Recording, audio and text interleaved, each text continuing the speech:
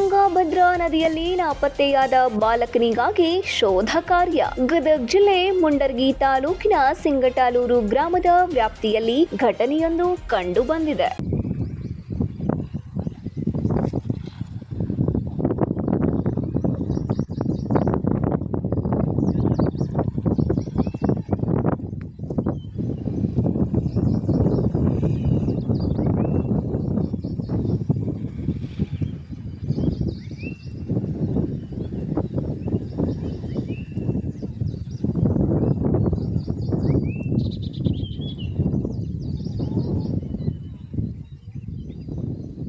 ಬಸವರಾಜ್ ಮೇಗಳಮನಿ ಎಂಬ ನಾಪತ್ತೆಯಾದ ಬಾಲಕ ನಿನ್ನೆ ಸಂಜೆಯಿಂದ ಗ್ರಾಮದಿಂದ ನಾಪತ್ತೆಯಾಗಿದ್ದ. ಇನ್ನು ಬಸವರಾಜ್ನ ಚಪ್ಪಲಿ ನದಿ ತೀರದಲ್ಲಿ ಪತ್ತೆಯಾಗಿದ್ದ ಹಿನ್ನೆಲೆ ಗ್ರಾಮದ ವ್ಯಾಪ್ತಿಯ ತುಂಗಭದ್ರಾ ನದಿಗೆ ಇಳಿದಿದ್ದ ಎಂಬ ಬಗ್ಗೆ ಅನುಮಾನ ವ್ಯಕ್ತವಾಗಿದೆ.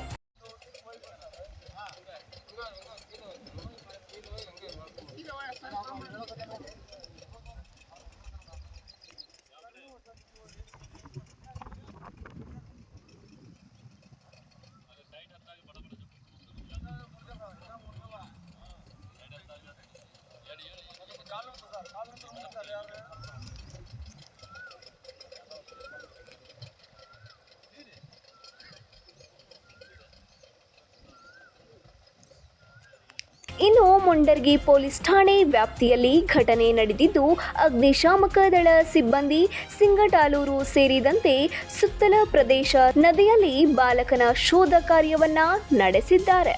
ಉಡಚಪ್ಪ ತಿಗರಿ, 9 ಲೈವ್ ನ್ಯೂಸ್, ಗದಗ.